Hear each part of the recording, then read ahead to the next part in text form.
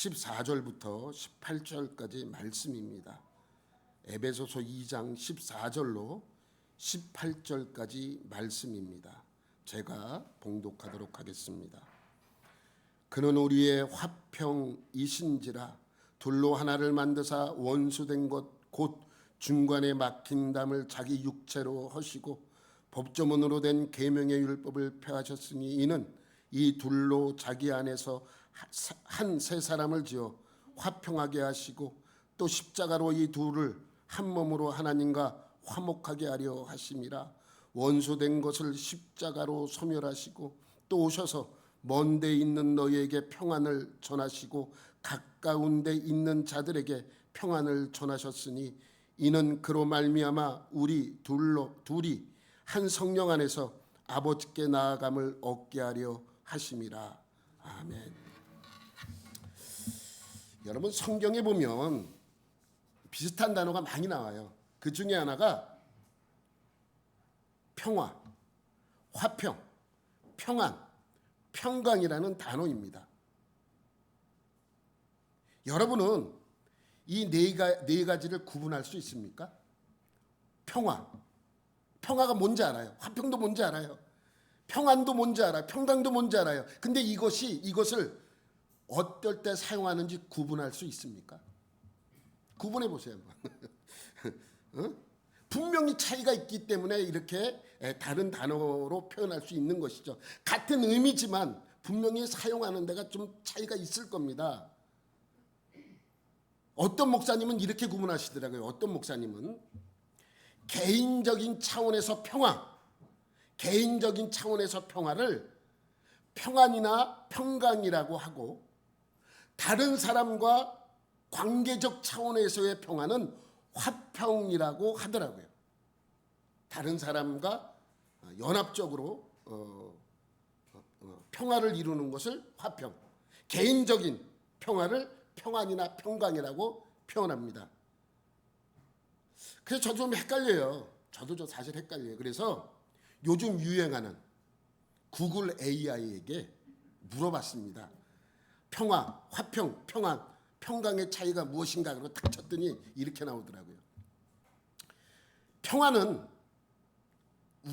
외부적인 평온함, 국가나 사회가 평안할 때 평화라고 이야기를 하고, 화평은 관계의 조화, 사람 사이에서 관계를 설명하는 것이고, 평안은 개인의 내면적인 안정, 내 스스로가 걱정거리가 없이 평안할 때 개인적인 내면을 표현한 것이고, 평강은 외부 상황과 상관없이 폭격을 맞든 부도가 나든 아프든 이런 거와 상관없이, 외부와 어떠한 것과는 상관없이 마음에 안정할 수 있는 것을 평강이라고 한다고 합니다. 이게 이제 제가 얘기하는 것이 아니라 구글 AI가 대답한 거예요. 근데 맞는 것 같아요. 그죠? 이게 분명히 이런 차이점이 있기 때문에 이렇게 설명하고 있는 것이죠. 그런데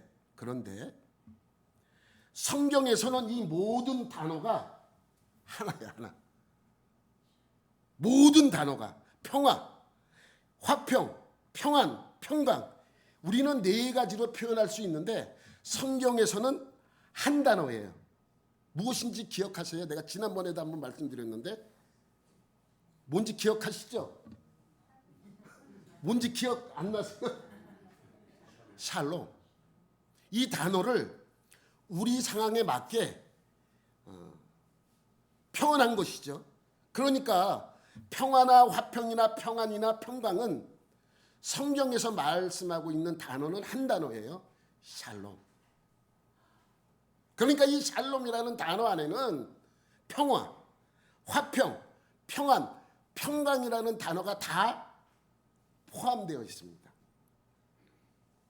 이 샬롬은 이스라엘 사람들의 인사말이기도 해요. 다시 말하면 이스라엘 사람들이 참 좋아하는 단어예요. 여러분, 우리는 만나면 안녕하세요 이렇게 이야기하지만 이스라엘 사람들은 만나면 뭐라고 인사한다고요? 샬롬 이렇게 인사해요. 옆 사람과 한번 인사해 보세요. 샬롬, 샬롬. 이스라엘식으로 샬롬, 샬롬. 근데 사실 우리나라 말 안녕이라는 단어 안에는 이 샬롬이 내용이 포함되어 있어요. 안녕이라는 것이 뭐예요? 평안 아닙니까? 밤새 동안 안녕하셨습니까? 평안하셨습니까? 평화가 있었습니까? 라는 뜻 아닙니까? 그러니까 우리나라 말과 좀 비슷한 의미가 담겨져 있는 것이죠. 이스라엘 사람들이 제일 좋아하는 단어 중에 하나가 샬롬인데, 재미있는 것은 지금 이스라엘은 제일 평화롭지 못해요.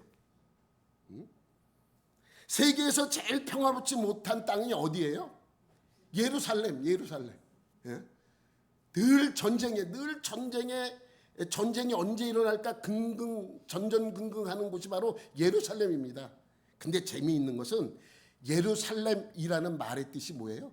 평화의 땅. 예레 땅을 히브리어로 예레츠라 그래요. 예레츠. 그리고 평화가 샬롬이잖아요. 그러니까 예레츠 샬롬, 예루살렘. 평화의 땅인데 제일 평화롭지 않은 땅이 어디예요? 예루살렘이에요. 여러분, 이 평화라는 것은 우리가 간절히 원하는 삶이기도 합니다. 여러분, 구약 성경에 샬롬이라는 단어가 267번이 나와요. 얼마나 많이 나옵니까? 히브리어로 된 구약 성경에만 267번에 언급이 되어 있습니다. 그러니까 참 좋아하는 단어 중에 하나죠. 여기서 퀴즈 들어갈게요. 퀴즈. 신약 성경에는 샬롬이라는 단어가 몇 번 나올까요? 쉬워. 안 나와요. 왜? 신약 성경은 히브리어로 써지지 않았어요. 어느 나라 말로 쓰여졌어요? 헬라어로 쓰여졌었어요. 그러면 이 샬롬은 히브리어 샬롬은 헬라어로 뭐라 그러는지 아세요? 에이레네라고 해요. 에이레네. 구약 성경에 나오는 히브리어로 평화가 샬롬. 신약 성경에 나오는 평화는 헬라어로 에이레네. 똑같은 말이에요. 에이레네의 뜻과 샬롬은 똑같은 말이에요. 그냥 헬라어로 표현했을 때 에이레네라고 표현합니다. 그러면 에이레네는 신약 성경에 몇 번 나오는가? 92번이 나와요. 92번. 모든 성경에 이 샬롬, 이 에이레네라는 말이 한 번 이상 다 쓰여졌어요. 요한 1서에만 안 써 있고 모든 성경에 이 에이레네라는 말, 이 샬롬이라는 단어가 쓰였습니다. 그러니까 신구약을 합하여 350번도 넘게 쓰인 단어가 이 평화라는 단어입니다. 그만큼 우리에게 있어서 평화는 중요하기 때문입니다. 오늘 본문에 나오는 화평도 히브리어로는 샬롬이고 헬라어로는 에이레네라고 합니다. 14절 한번 읽어볼게요. 그는 우리의 화평이신지라. 다 같이 둘로 하나를 만드사 원수된 것 곧 중간에 막힌 담을 자기 육체로 허시고. 여러분, 여기서 이 화평이라는 말은 에이레네죠. 그러니까 그는, 예수님은 우리의 화평이에요. 우리의 평화고 우리의 평강이고 우리의 평안입니다. 누가? 예수님이요. 그러니까 이 단어는 에이레네로 쓰여졌기 때문에 이 본문을 이렇게 다르게 해석을 해도 되죠. 그는 우리의 평화이신지라. 그는 우리의 평강이신지라. 그는 우리의 평안이신지라. 이렇게 해석해도 전혀 문제가 없습니다. 그런데 이것을 이렇게 생각하면 안 돼요. 봐라. 예수를 믿으면 우리가 화평하다. 예수를 믿는 자는 근심 걱정이 없다. 예수 믿으면 언제나 평화롭다. 이건 오해하는 거예요. 이렇게만 생각을 한다면 여러분, 오해의 소지가 다분히 있습니다. 여러분, 성경에서 왜 자주 평화를 언급합니까? 샬롬을 언급합니까? 여러분 생각해 보세요. 평화라는 말을 원래 언제 가장 많이 씁니까? 언제? 평화롭지 못할 때.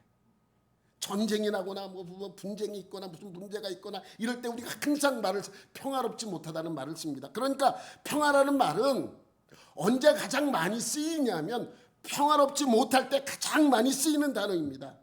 근심이나 걱정이 있기 때문에, 또 재난이나 분쟁, 갈등, 전쟁, 싸움, 적대관계에 있기 때문에 이 단어가 등장합니다. 그러므로 평화, 화평, 평안, 평강, 샬롬을 언급할 때 그 상황을 보면 상당히 평화롭지 못할 때라는 것을 증명하고 있는 것이죠. 오늘 본문의 상황도 그렇습니다. 에베소 교회가 지금 뭐 하고 있어요? 에베소서가 에베소 도시가 아니고 에베소 교회가 지금 어떠한 상황입니까? 분쟁이죠, 분쟁. 누구와 누구의 분쟁입니까? 유대인과 이방인의 분쟁이에요. 여러분, 분쟁이 있는 곳에는 절대로 평화가 있지 않습니다. 행복한 가정도 가만히 보세요. 어느 날 행복하다가 부부가 다툼이 생겨요. 그럼 평화가 깨져버리는 거예요. 한 번밖에 안 싸웠는데 그 한 번 때문에 그 평화가 깨져버리는 것입니다.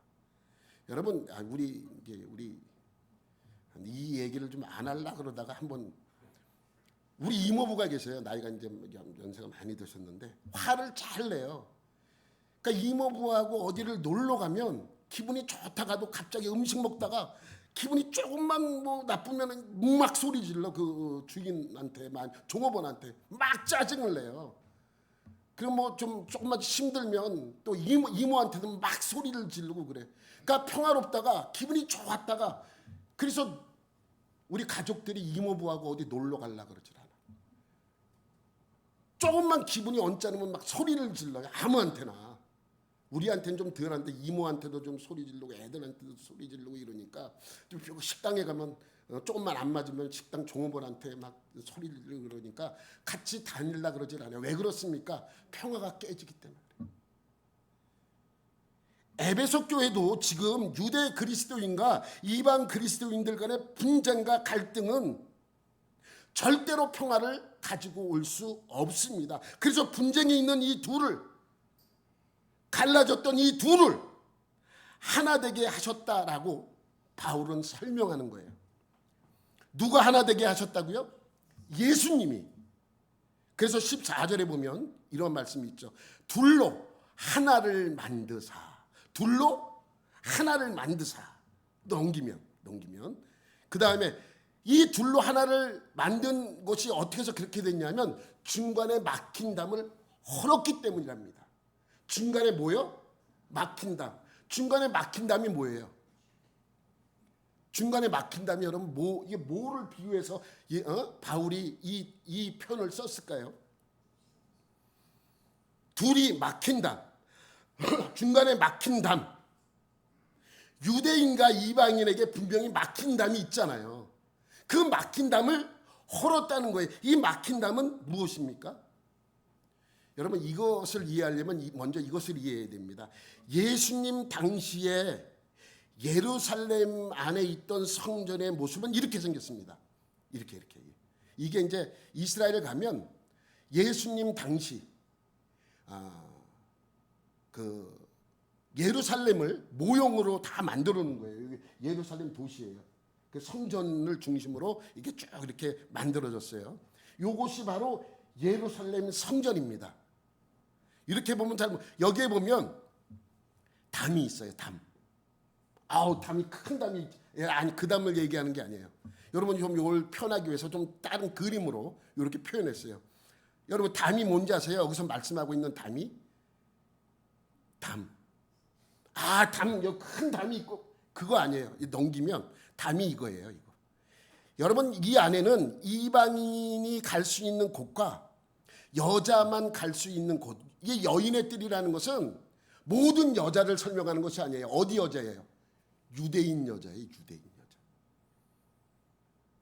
그리고 성전 있는 곳에만 들어갈 수 있는 사람들은 남자들이에요. 남자들이 제사 드리러 이 성전에 있는 성전의 뜰 안쪽으로 들어갈 수 있는 것입니다. 근데 여기 보면 이방인과 유대인들을 막는 담이 하나가 있어요. 여러분들은 분명히 여자 앞에 있는 그 담을 생각할 그 담이 아니에요. 담이 또 있어. 이방인과 유대인 사이에 담이 있어요. 여기서 말하는 담은 이 담입니다. 넘기면 요거예요. 요 빨간 선으로 제가 이렇게 해놨죠. 요 담이 기록에 의하면 한 1.4m 정도 된다고 합니다. 1.4 높은 담이 아니라 1.4m 되는 담인데, 그러니까 어른들은 안쪽을 다 볼 수 있죠. 이방인들은 밖에서 저 안쪽을 볼 수 있습니다. 볼 수는 있지만 들어갈 수가 없어요. 이게 담이에요. 이게 담. 담이 1.4m 되는 담이 이 유대인과 이방인을 구분하는 담입니다. 여러분, 요세푸스에 의하면 이 막힌 담, 이 담에는 헬라어와 라틴어로 쓰여진 13개의 경고문이 붙여져 있었다고 합니다. 13개의 경고가 쭉 붙어 있습니다. 이 안에는 이방인들을 들어오지 못하게 하는 경고문이겠죠. 그러니까 유대인들은 이곳을 철저하게 지킵니다. 여러분 기억나세요? 바울이 3차 전도여행을 마치고 예루살렘 교회에 그동안 교회에서 거둔 헌금을 전달하기 위해서 들립니다. 그때 예루살렘 교회는 누가 지키고 있었어요? 예수님의 동생인 야고보가 그 교회를 지키고 있었습니다. 야고보는 바울에게 유대인들과 등지지 말고 책 잡힐 일도 하지 말라고 하면서 성전에 올라가서 무엇을 행하라 그래요? 정결 예식. 한참 동안, 몇 년 동안 예루살렘 성전에 가서 정결 예식을 행하지 않았기 때문에 바울에게 가서 정결 예식을 행하라고 권합니다. 그래서 이 바울이 성전에 올라가서 정결 예식을 행해요. 그 일로 유대인에게 고발을 당합니다. 왜냐하면 바울이 이방인을 데리고 유대인만 들어갈 수 있는 성전 안으로 들어갔다는 이유입니다. 근데 사실 이방인을 데리고 들어가지 않았어요. 근데 들어갔다고 칩시다. 바울이 들어갔다고 칩시다. 그 일이 사람을 죽일 일입니까? 예? 그 일을 꼭 그 핑계를 대서 사람을 죽여야 되겠습니까? 벌은 줄 수 있겠죠. 이렇게 억울하게 누명을 씌워서 바울을 죽이려고까지 한 이유는 뭐냐면 이방인과 유대인 사이에는 막힌 담이 있었기 때문입니다. 막힌 담은 그 담이에요. 그 담. 아까 우리가 봤던 그 담을 의미합니다. 이방인만 갈 수 있는 곳. 그 담을 넘어야 유대인만 들어갈 수 있는 담이 그 담입니다. 그래서 이 유대인과 이방인의 구분시키는 담을 예수님이 헐었다는 거예요. 이제 예수님이 그 담을 헐었기 때문에 이방인이 어디까지 들어갈 수 있어요? 유대인이 들어갈 수 있었던 곳까지 들어갈 수 있는 것입니다. 그러니까 이제 모와 모의 구분이 없어졌다는 이야기예요. 이방인과 유대인이 구분할 수 있는 담이 없어졌다는 거예요. 구분할 수 없어요. 이제 다 똑같다는 것입니다. 어떻게 예수님의 육체가 막힌 담을 헐 수 있는가? 라는 그 설명을 15절에 하고 있어요. 우리 15절 다 같이 시작. 법조문으로 된 계명의 율법을 폐하셨으니 이는 이 둘로 자기 안에서 한 새 사람을 지어 화평하게 하시고. 여러분, 율법을 폐했다는 말씀은 율법이 없어졌다는 의미가 아니에요. 자꾸만 율법과 복음을 설명하면서 율법이 없어졌다 그래요. 이 폐하였다는 말씀은 이제 우리는 율법의 적용을 받지 않는다는 것입니다. 여러분, 우리나라 법도 민법과 형법이 있어요. 민법에는 문제가 되지만 형법에는 문제가 안 될 때도 있어요. 그래서 민사소송을 하는 거잖아요. 근데 민사법에는 해당이 없고 형사법에 관료되면 형사법에 소송을 당하게 되는 것입니다. 그러니까 민법과 문법의 잘못을 저지르는 사람은 민법에 벌을 받는 것이고, 형사법에 무슨 문제가 생긴 사람은 형사법에 벌을 받는 것입니다. 그러니까 형사법을 받을 때는 민사법과는 상관이 없잖아요. 그 얘기예요. 폐하였다는 말은 없어졌다는 말씀이 아니라 이제 그 법에 적용받지 않는다는 거예요. 이제 우리는 뭐에 적용받지 않아요? 율법에 적용받지 않아요. 여러분, 지난주에 설교인데 설마 지난주 설교를 잊어버리진 않았겠죠? 지난주. 그래도 여러분, 지난주에 내가 지금 다시 설명드리는 건 그래도 지난주에 안 나오신 분 때문에 하는 거예요. 나오셨는데 기억 못해서 또 하는 게 아니에요. 그죠? 여러분, 유대인들은 사람들을 어떻게 구분한다 그랬어요? 유대인과 이방인 둘로 나눈다 그랬어요. 근데 바울은 아니래요. 그림 보면 유대인들은 이렇게 나누는데 바울은 아니래요. 유대인과 이방인으로 나누지 말래요. 그럼 어떻게 나누래요? 둘로. 아담에 속한 자와 그리스도에게 속한 자로 나뉜다고 설명을 하는 거예요. 그리고 사람들은 그리스도 안에 있을 때만 구원받을 수 있고 아담 안에 있을 때는 구원받지 못한다고 합니다. 다시 바울은 사람들을 나누는데 유대인과 이방인으로 나누는 것이 아니라 아담에 속한 자와 그리스도에게 속한 자로 나눈다고 합니다. 그런데 구원은 그리스도 안에 속할 때만 구원을 받을 수 있고 아담 안에 있을 때는 구원을 받지 못한다고 설명하고 있어요.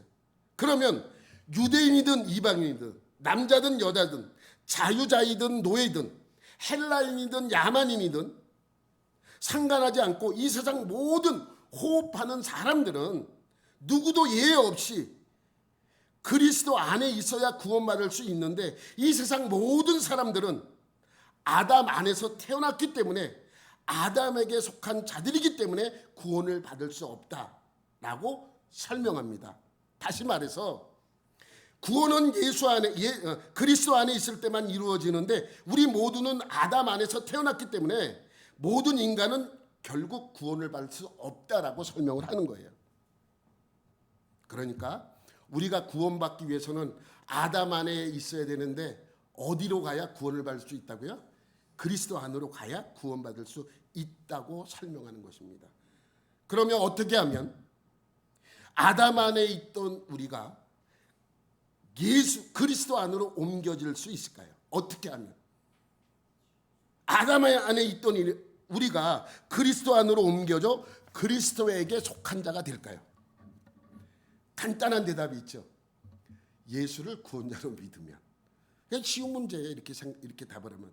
근데 무작정 그렇게 하면 공격을 당해요. 그래서 바울이 그것을 하나하나 조목조목 로마서와 에베소서를 통해서 설명하는 것입니다. 여러분, 우리가 그리스도 안에 속한 자가 되려면 아담 안에 속한 자인 우리가 제일 먼저 할 일이 무엇일까요? 먼저 아담 안에서 나와야 돼요. 쉬운 설명이에요. 여러분, 아담 안에서 나와서 그리스도에게로 가려면 제일 먼저 해야 될 것은 이렇게 나와야 돼요. 나와야 돼.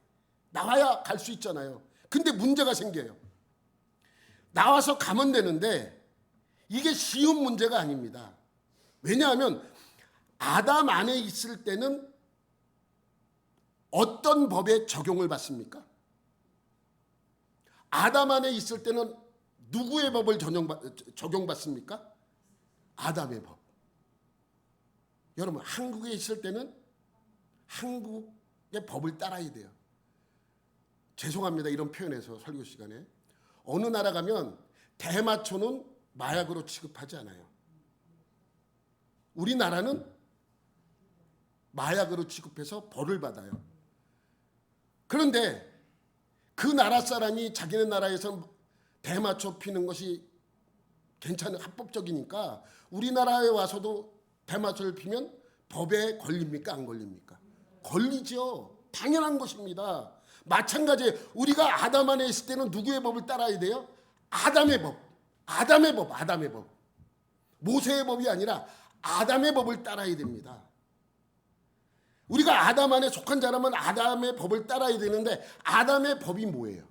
아담의 법. 이거 다 말 안 하시는 것이죠? 아는데. 지난주에 들어서 아담의 법은 죄와 사망의 법이라고 말씀을 드렸어요. 죄와 사망의 법. 죄와 사망의 법이 무엇이냐면 죄를 범하면 죽는다, 이 법이에요. 그게 죄와 사망의 법이에요. 죄를 지면 어떻게 된다고요? 죽는다. 이게 죄와 사망의 법입니다.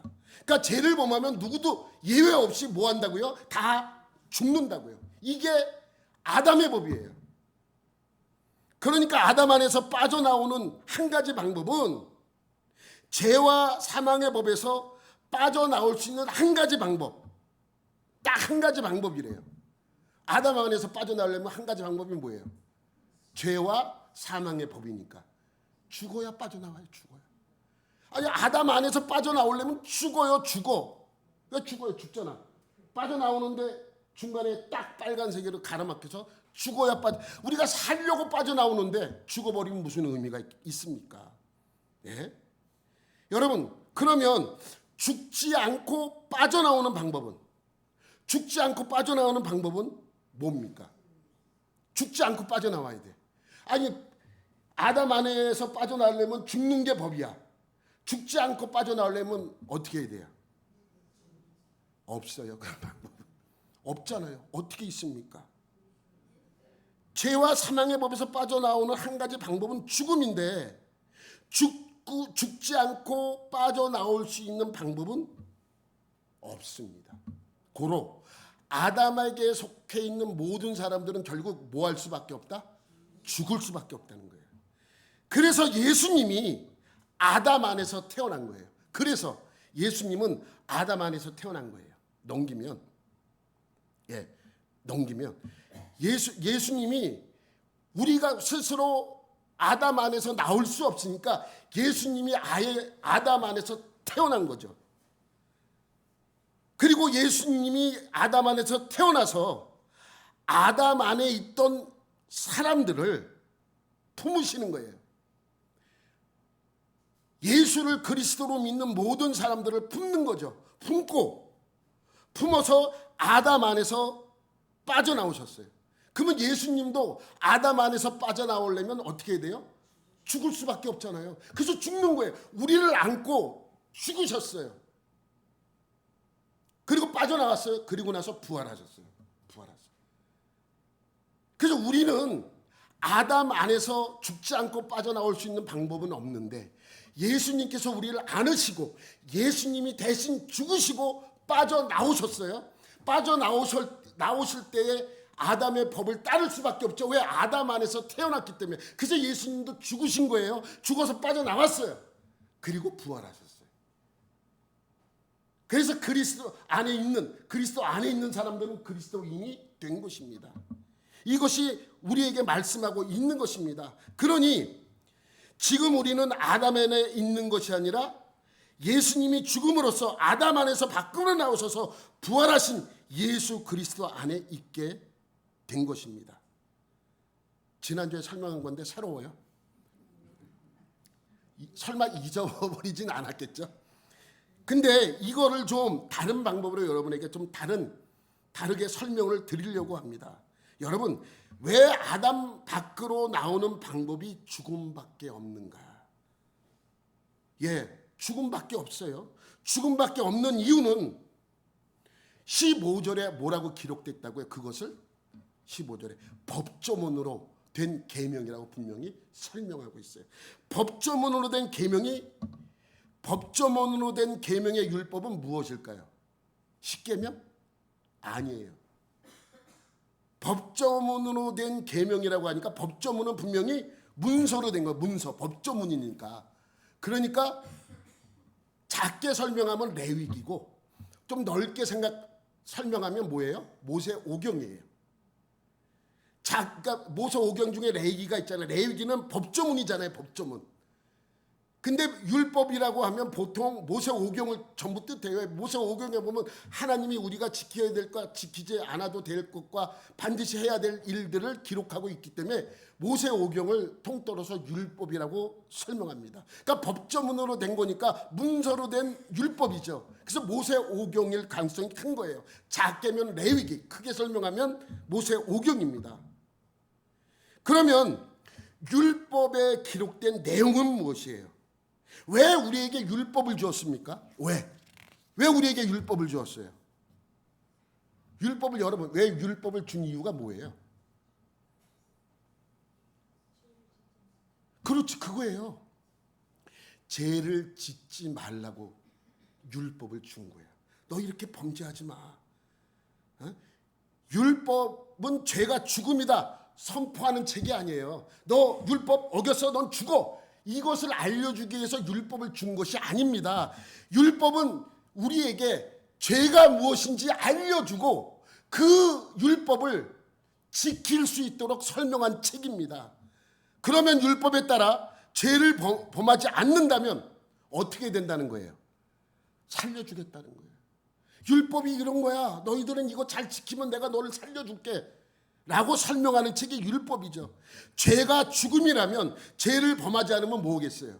생명이겠죠. 죄가 죽음이에요. 그런데 죄를 범하지 않아. 그러면 생명이겠죠. 그러면 죄는 죽음이라면 죄가 죽음이라고 처음으로 알려준 사람이 누구예요? 죄가 죽음이야라고 처음으로 알려준 사람은 누구예요? 아담이죠. 아담이잖아요. 그래서 아담의 법이 된 거예요. 아담의 법은 뭐라고요? 죄와 사망의 법이에요. 그런 게 어딨냐? 있어요. 여러분 보세요. 아담에게도 법을 주었습니다. 인류 최초의 법이에요. 인류 최초의 법은 누구에게 주었다고요? 물론 최초에 있던 인간에게 주었겠죠. 아담에게 준 거예요. 아담에게 준 첫 번째 법은 뭐예요? 선악을 알게 하는 나무의 열매를 먹지 말라는 법입니다. 이 법이에요. 인류 최초의 법. 뭐라고요? 선악을 알게 하는 나무의 열매를 먹지 말라. 그리고 그것을 지키지 않았을 때 어떻게 된다고요? 죽는다 라고 알려줬잖아요. 여러분, 법이에요. 선악을 알게 하는 나무의 열매를 먹지 말라고 하는 법입니다. 근데 먹었으면 뭘 범한 거예요? 죄를 범했어요. 죄를 범해서 죽어요. 죄를 범하면 먹는 날에는 반드시 죽으리라라고 했기 때문에 죽습니다. 아담과 하와가 선악을 알게 하는 나무의 열매를 먹었기 때문에, 죄를 범했기 때문에 하나님이 벌로 우리를 죽이는 게 아닙니다. 오해하면 안 돼요. 우리가 선악을 알게 하는 나무의 열매를 하나님이 먹지 말라고 했었는데 우리가 먹었어요. 우리가 그래서 죄를 범했습니다. 그래서 하나님께서 너 먹지 말라고 한 열매를 먹었어. 너 죄를 범한 거야. 내가 너 죽여버릴게 라고 하는 게 아니라는 거예요. 그럼 그냥 죽어요. 그냥 죽는 거예요. 내가 그냥 죄를 범하면 죽는 거예요. 그래서 하나님이 먹지 말라고 한 거예요. 너 먹으면 죽어.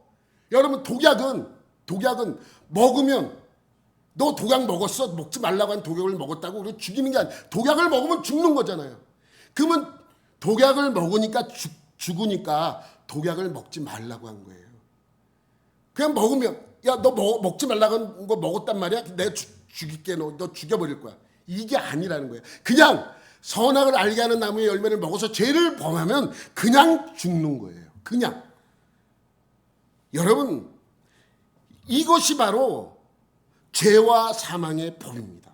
하나님이 아담에게 그걸 알려준 거예요. 야, 먹지 마. 먹으면 너 죽어.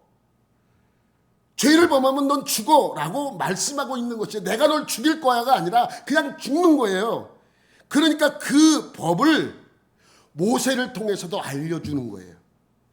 그러니까 모세를 통해서 준 율법도 그 뿌리는 어디에 있습니까?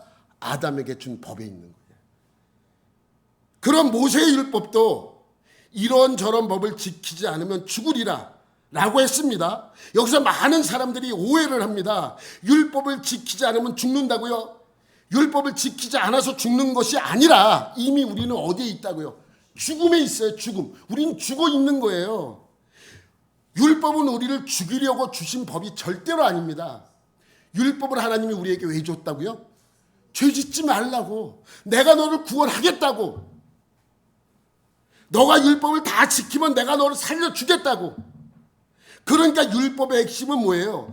죽게 된 너희를 이런저런 법을 이렇게 저렇게 다 지키면 살 수 있어 라고 알려주는 방법이 바로 율법이에요. 그래서 여러분 따라하세요. 모세의 법은 뭐라고요? 율법. 아담의 법은 뭐라고요? 죄와 사망의 법이에요. 여러분, 복음의 뿌리가 율법이듯이 율법의 뿌리는 죄와 사망의 법입니다. 율법이 없으면 복음도 없죠. 아담의 법이 없었다면 모세의 법도 없어요. 그래서 15절에 다시 한번 말씀 보면 법조문으로 된 계명의 율법을 폐하셨으니 그가 너희는 율법의 적용을 받지 않을 것이니 라고 설명을 하는 것입니다. 이 율법을 폐하셨다는 말의 첫째 의미는 뭐냐면 율법이 없어졌다는 말이 아닙니다. 구원에 대하여 율법이 아닌 다른 방법을 주셨다는 거예요. 이제 너희는 율법의 적용을 받지 않는다는 말씀입니다. 왜? 율법을 지켜서 구원받는다는 것은 하늘의 별 따기보다 어려워요. 율법을 지켜야 구원을 받을 수 있었는데 이것도 어려워지자, 이것도 이들이 지킬 수 없자 하나님은 뭐라 그런 거예요? 야, 너 이거 지킬 수 없지? 그래, 그럼 내가 믿기만 하면 구원을 받을 수 있게 해줄게 라고 하는 것이 믿음으로 구원을 얻을 수 있는 방법이죠. 그것이 복음이에요. 또 율법이 폐하였으니라는 이 둘째 의미는 뭐냐면 유대인만 구원을 받을 수 있다는 것이 아니라고 설명하는 것입니다. 여러분, 율법은 누구에게 주었습니까? 모세. 근데 모세는 어디 민족이에요? 유대 민족이잖아요. 히브리인이잖아요. 그러니까 율법은 유대인에게 준 거예요. 법조문으로 된 계명의 율법을 폐하셨으니 라는 말씀은 유대인에게만 구원이 있지 않음을 설명하는 것입니다. 왜? 유대인에게 율법을 주어서 거룩하게 보존되고 예수 그리스도를 보내기 위함이라고 분명히 설명을 드렸어요. 그런데 그 유대인에게만 구원이 있지 않음을 설명하는 말씀이 바로 이것입니다. 율법을 폐하셨으니 라는 말씀입니다. 그런데 이 말씀은 유대인에게만 구원이 있지 않음을 설명하는 이유는 뭐냐면 오늘 본문은 이 두 번째 이유가 더 강하기 때문입니다. 왜냐하면 그 다음에 나오는 말씀을 보면 이렇게 설명하고 있죠. 이는 이 둘로. 이 둘은 누구예요? 유대인과 이방인이죠. 이 말 안 하기로 해요. 자꾸 말하니까 목사님이 그냥 말 안. 이 둘. 유대인과 이방인을 자기 안에서 하나의 새 사람으로 지어라고 설명하고 있는 거예요. 그러니까 이제는 유대인이나 이방인이 아닌 새로운 사람, 구원인, 그것이 바로 그리스도인이에요. 그리스도인으로 만든다고 설명하는 것입니다. 그러므로 구원의 조건은 율법이 아니라 예수 안에 있게 하는 것이죠. 그리고 구원받는 성도들 안에 뭐가 있어야 된다고 설명하고 있어요? 화평하게 하는 거예요. 화평. 유대인과 이방인이 구분이 없으니까 다 너희는 똑같이 그 안에 화평을 누리라고 설명하고 있습니다. 여러분, 성경에 왜 계속해서 화평을 강조하고 평화를 말씀하시는 줄 아십니까? 이왕이면 복이라고 하면 좋았을 텐데 이 둘 안에 한 사람이 되어 복받게 하시고, 우리 좋아하잖아요, 복. 근데 왜 복이라고 안 하고 화평이라고, 평화라고 설명하고 있는가? 왜 평화를 강조하고 있는가? 여러분, 인간들은요 원래 뭐가 없다고요? 평화가 없어요. 절대로 없습니다. 절대로 평화가 없어요. 평화가 온 듯 하는데 다 거짓말이잖아요. 다 거짓말. 이란이, 북한이 핵무기 없앴어. 없애긴 뭘 없애? 뭐 없애긴 뭘 없애? 다 거짓말이죠. 예?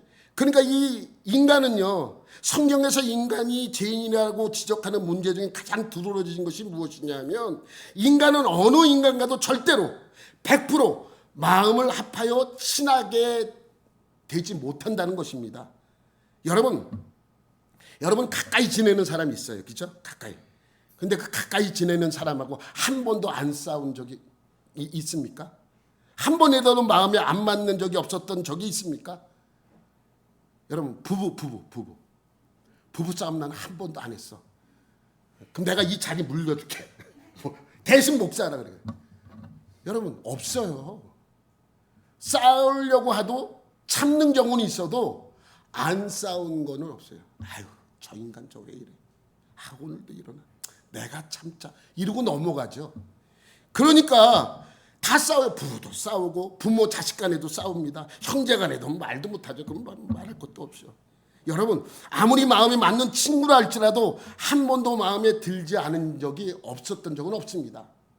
그러니 사람들은 뭐예요? 본질상 진노의 자녀이기 때문에 인간끼리 내버려 두면 항상 뭐예요? 싸워요. 싸워. 다툽니다. 여러분, 예수가 없는 곳 한번 생각해 보세요. 예수가 없는 곳. 더 그래요. 더. 예수가 없는 곳. 이스라엘도 예수가 없어요. 이란도 예수가 없어요. 맨날 싸우잖아요. 무슬림들은 맨날 싸우잖아요. 맨날 싸워. 여러분, 예수가 있는다고 그러는 그것도 싸워요. 왜 그렇습니까? 러시아와 우크라이나 보세요. 정교회 믿잖아요. 정교회. 여러분, 푸틴이 전쟁 일으키기 바로 직전에 뭐하고 전쟁 일으켰는지 알아요? 예배 드리고 전쟁 일으켰어요. 여러분, 이들은 맨날 전쟁하잖아요. 이 전쟁이 끝나면 다른 전쟁이 시작하고 다른 전쟁이 끝나면 또 전쟁이 시작됩니다. 그들이 원하는 것이 무엇이기 때문에 전쟁을 합니까? 그들은 하나같이 외칩니다. 평화를 원한다고. 그죠? 그런데 왜 맨날 싸워? 평화를 원하는데 맨날 싸워요. 그러니까 평화가 없어요. 오죽 평화가 없었으면 도시 이름을 평화의 땅이라고 지었겠습니까? 근데 오늘 본문의 평화는 어디에 있다고요? 예수 안에. 그러므로 예수를 구원자로 믿는 우리는 달라야 합니다. 우리는 세상 사람이 아닙니다. 아담에게 속해 있는 사람이 아니라 우리는 새롭게 창조되어 예수 그리스도 안에 속한 사람들입니다. 예수 안에서 새롭게 만들어졌습니다. 그래서 바울은 고린도 후서 5장 17절에 이렇게 말씀합니다. 시작. 그런즉 누구든지 그리스도 안에 있으면 새로운 피조물이라. 이전 것은 지나갔으니 보라 새 것이 되었도다. 새로운 피조물인 우리에게 요구하시는 화평을 말씀하시면서 계속해서 비유 드는 것이 있어요. 2장 21절 쭉 이제 가면 2장 21절 보면 에베소서 2장 21절 보면 그 안에서 건물마다 서로 연결되어 주 안에서 성전이 되어가고 성전, 건물로 비유합니다. 또 1장 23절에는 교회는 그의 몸이니 만물 안에서 만물을 충만하게 하시는 이의 충만함이니라. 몸으로 비유해요. 몸으로. 자꾸만 몸으로. 골로새서도 마찬가지예요. 에베소서도 마찬가지. 에베소서는 몸으로 비유하고 골로새서는 머리로 비유해요. 머리. 예수 그리스도가 우리의 머리다. 골로새서 골. 에베 몸 쉽잖아요. 에베소서 몸에서 배잖아요. 몸. 그래서 에베소서는 몸으로 비유하고 골로새서는 뭐로 비유한다고요? 머리. 얼마나 쉬워요. 네? 여러분, 왜 몸으로 비유하냐면 이겁니다. 여러분, 오른손이 왼손에게 시비를 건 적 있어요? 발이 손에게 시비를 걸어. 여러분, 송기정 마라토너가 금메달을 땄어요. 두 발로 열심히 뛰어서 금메달을 땄어요. 근데 그 영광은 누가 누려요? 손이 누려요. 손이. 머리. 메달을 받고. 그때가 발이, 야, 내가 고생은 내가 했는데 네가 왜 영광을 받아? 라고 따지면서 싸운 적 있어요. 여러분, 발이 영광을 안 받고 손이 영광을 받는다 그래도 그거를 머리가 영광을 받았네라고 하잖아요. 송기정이 영광을 받았다라고 이야기를 합니다. 여러분, 절대로 싸우지 않습니다. 여러분, 그러니까 우리가 왼손이 다쳐서 오른손이 화를 내고 왼손이 문제가 생겨서 오른손이 화를 내잖아요. 오른손이 아프면 왼손이 좋아져요. 왼손이 아프면 오른손이 도와줘요. 발이 아프면 손이 대신합니다. 손 없는 사람들은 어떻게 삽니까? 발이 손을 대신하잖아요. 여러분, 교회의 모든 분들은요 마찬가지예요. 경쟁 상대가 아닙니다. 싸우지 않습니다. 왜? 우리는 한 몸이고 우리 모두는 그리스도 안에 있기 때문입니다. 그리스도 안에 한 몸이기 때문입니다. 그런데 우리가 화평해야 할 이유가 더 있어요. 우리의 화평을 위해 예수님이 치른 값이 너무나도 크기 때문입니다. 우리를 위해 십자가에 못 박혀 돌아가셨습니다. 몸만 박힌 게 아니에요. 그래서 본문을 계속해서 보면 이렇게 설명합니다. 온몸이 찢기고 머리에 가시관도 쓰고 그것도 부족해서 창으로 배까지 찔립니다. 16절 18절 말씀 우리 다 같이 한번 시작. 또 십자가로 이 둘을 한 몸으로 하나님과 화목하게 하려 하심이라. 원수된 것을 십자가로 소멸하시고 또 오셔서 먼 데 있는 너희에게 평안을 전하시고 가까운 데 있는 자들에게 평안을 전하셨으니 이는 그로 말미암아 우리 둘이 한 성령 안에서 아버지께 나아감을 얻게 하려 하심이라. 예수님께서 우리에게 화평을 주기 위한 값이 너무나도 크게 치루었습니다.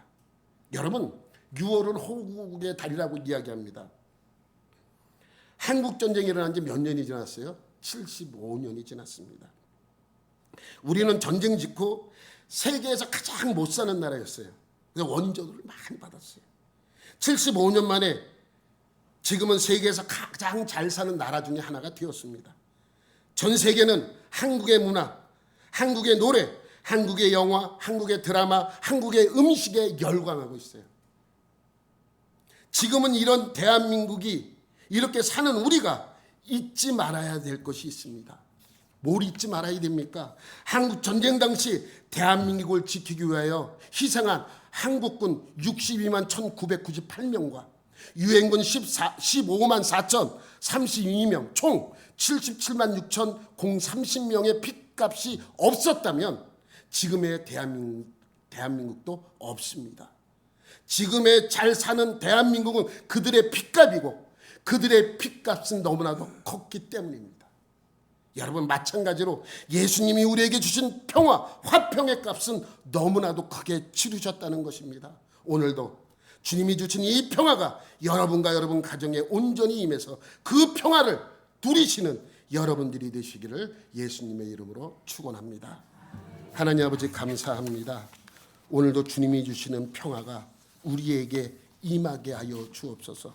그래서 그 평화를 누리는 저희 모두가 되게 하여 주옵소서. 모든 것 감사드리며 예수님의 이름으로 기도드립니다. 아멘.